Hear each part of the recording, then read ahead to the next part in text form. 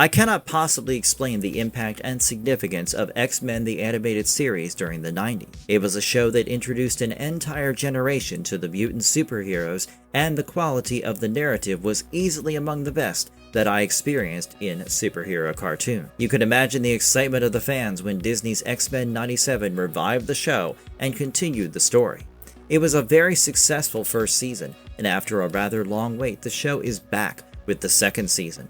Now, I have very high expectations from the second season, because the stage is set for something epic, and the stakes are high. The first 4 episodes have been provided to critics before the official release, and almost all the early reviews are unanimous about how the second season lives up to the legacy of the franchise. The most encouraging part of all the early reviews for me was Jake Kleinman from Polygon making it clear when he said, X-Men 97 Season 2 is just as good, if not better, than anything I've seen before. In this video, I will take you through the key points from all the early reviews for the first 4 episodes, so that you have a fair idea about what to expect when the show finally releases. Fear us. What is your name?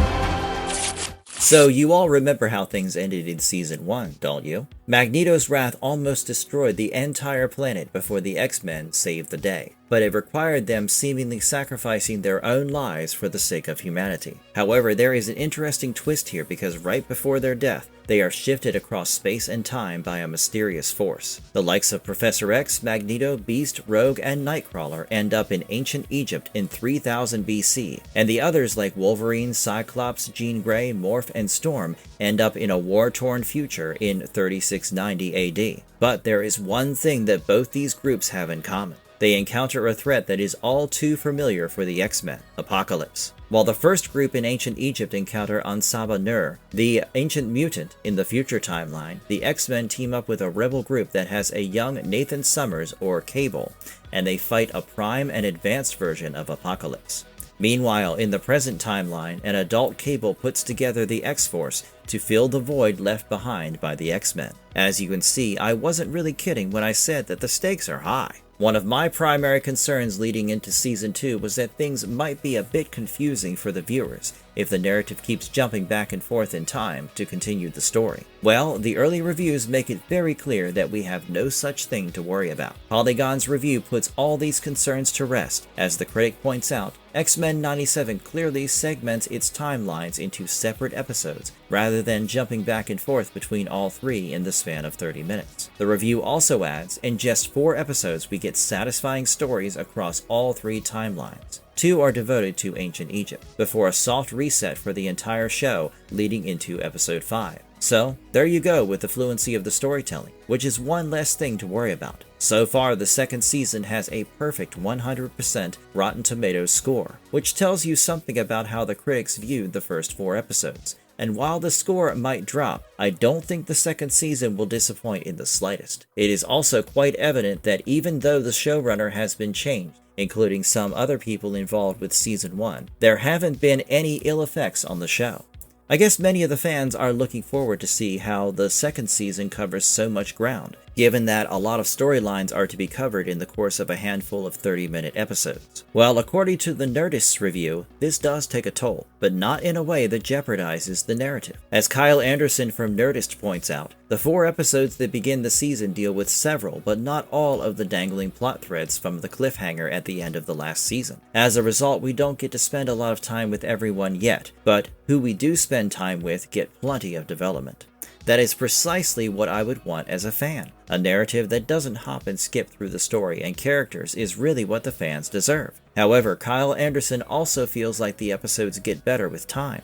In his words, I liked the premiere just fine, but it's the one that felt the most rushed.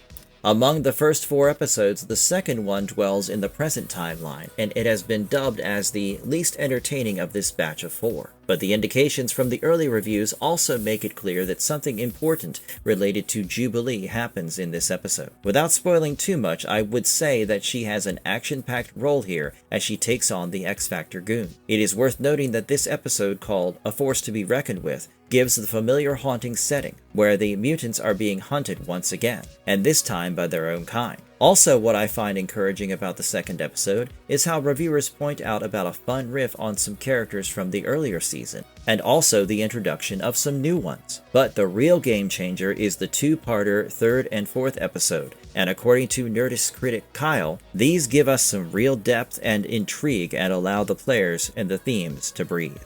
He also adds, the two-parter really lets us know this season isn't just about spectacle and piling on the characters. It has been a rather common view from the critics that the third and fourth episode are the most impactful in terms of the story. And the best part is that characters like Professor X and Magneto really stand out in them. Another good thing about the narrative of the second season in the worlds of slash film critic Devin Meenan is that Season 2 remembers to put character before action. And don't take this the wrong way, because there is enough action in the first episodes to satisfy all the action-loving X-Men fans out there. The same review also gives us insights into how the focus on character helps the second season build on the first. As Devin Meenan writes, Cyclops and Jean had to send their young son Nathan into the future back in Season 1. In Season 2, they followed his path and have a chance at parenthood once denied to them. Rogue still reels from the loss of her beloved Gambit. In short, all characters have important individual stories, and they haven't been discarded to fit in more action sequences, which tells you about the mature approach from those in charge. Among all the characters, it has been agreed by most critics that it is Ansaba Nur that steals the show.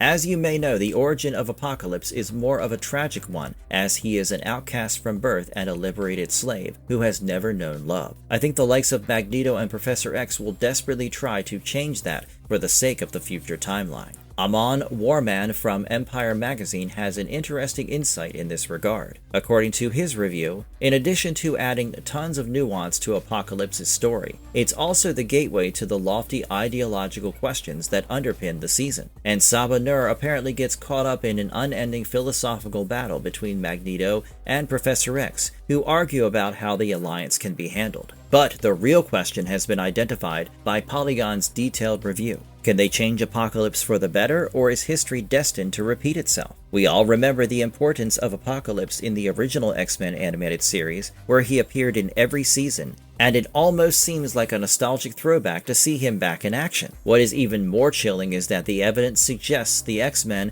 can never truly defeat him, and we literally see him taking over the entire planet by 3960 AD. In sharp contrast to this narrative, the future timeline feels dystopian, and the critics have spoken about how it sets up important characters and plot lines that will probably return later. Also, you get to watch the drama as Cyclops and Jean ponder over what to tell their son, who doesn't know that he is their son in the first place. There will be some moral and ethical dilemmas for our heroes, and such things actually explore the true character and personality of these characters.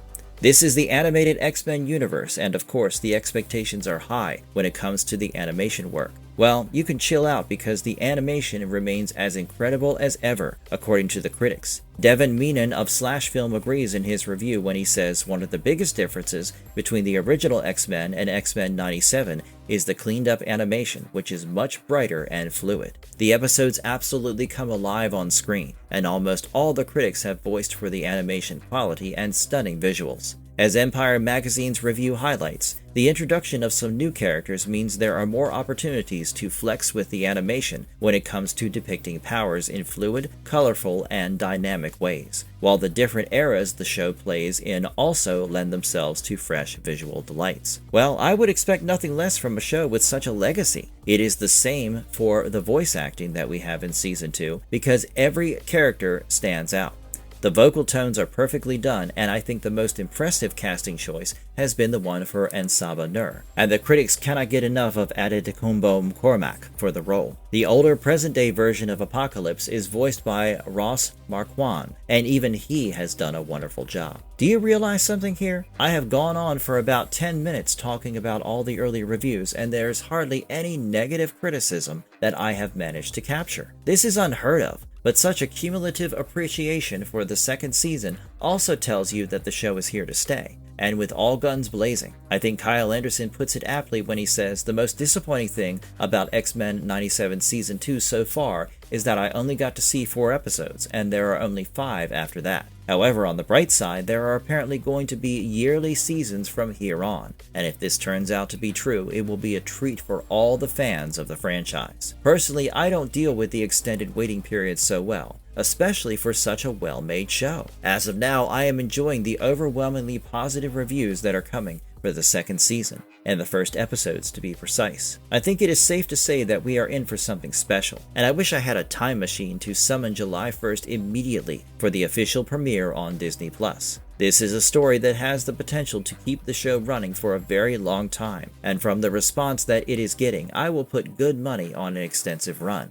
Let me know in the comments below what you think of this much-awaited Season 2 and all the early reviews that we have received so far. Also, share your views on how you would want Season 2 to end and set up Season 3. If you appreciate the efforts to bring you this content, please hit the like button and subscribe to our channel for more such videos.